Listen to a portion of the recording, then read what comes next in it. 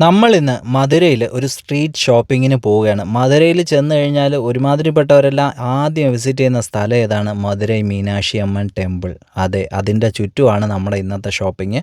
14 ഗോപുരങ്ങളോളമുള്ള ഒരു വലിയ ക്ഷേത്രമാണ്. അതിൽ തന്നെ കിഴക്ക് വശത്തുള്ള ഗോപുരമാണ് ഏറ്റവും പൊക്കമേറിയ 170 മീറ്ററോളം പൊക്കമുണ്ടെന്ന് പറയപ്പെടുന്നത്. അതിൻ്റെ ചുറ്റുമുള്ള ഒരു ഷോപ്പിംഗ് സ്ട്രീറ്റ് അല്ലെങ്കിൽ ഒരു തെരുവ് ഷോപ്പിങ്ങിനാണ് നമ്മൾ പോകുന്നത്. ഇവിടെ കിട്ടാത്തതായിട്ട് യാതൊന്നുമില്ല.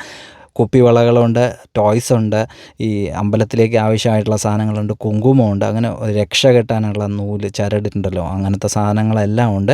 ഡ്രസ്സുകളുണ്ട്. ഇന്ത്യയുടെ പല ഭാഗത്തു നിന്നും വരുന്ന ആൾക്കാർ സംഗമിക്കുന്ന ഒരു സ്ഥലമാണിത്.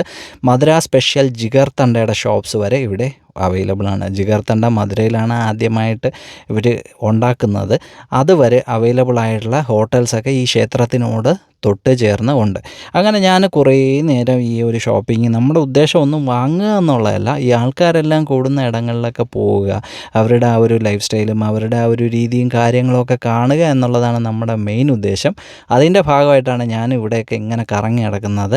ഒരുപാട് സാധനങ്ങൾ, ഒരു വീട്ടിലേക്ക് ആവശ്യമായിട്ടുള്ള എല്ലാ സാധനങ്ങളും, തുണി മുതൽ വീട്ടാവശ്യത്തിനുള്ള മറ്റ് സാധനങ്ങളും, പാത്രങ്ങൾ, ഭരണികൾ, അതുപോലുള്ള ഒരുപാട് സാധനങ്ങൾ നമുക്കിവിടെ കിട്ടും.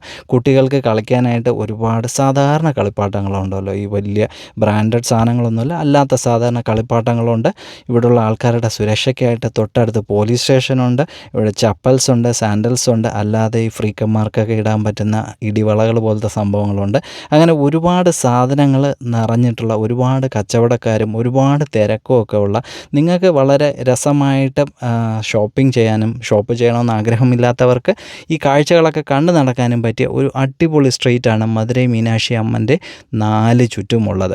അപ്പോൾ ഇനി നിങ്ങൾ മധുര വിസിറ്റ് ചെയ്യുമ്പം ഈ ഒരു മാർക്കറ്റിലും കൂടെ ചുമ്മാ ഒന്ന് നടന്ന് നോക്കുക. നിങ്ങൾക്ക് ആവശ്യമുള്ള എന്തെങ്കിലുമൊക്കെ ഇവിടെ നിങ്ങൾക്ക് വാങ്ങാൻ കിട്ടും.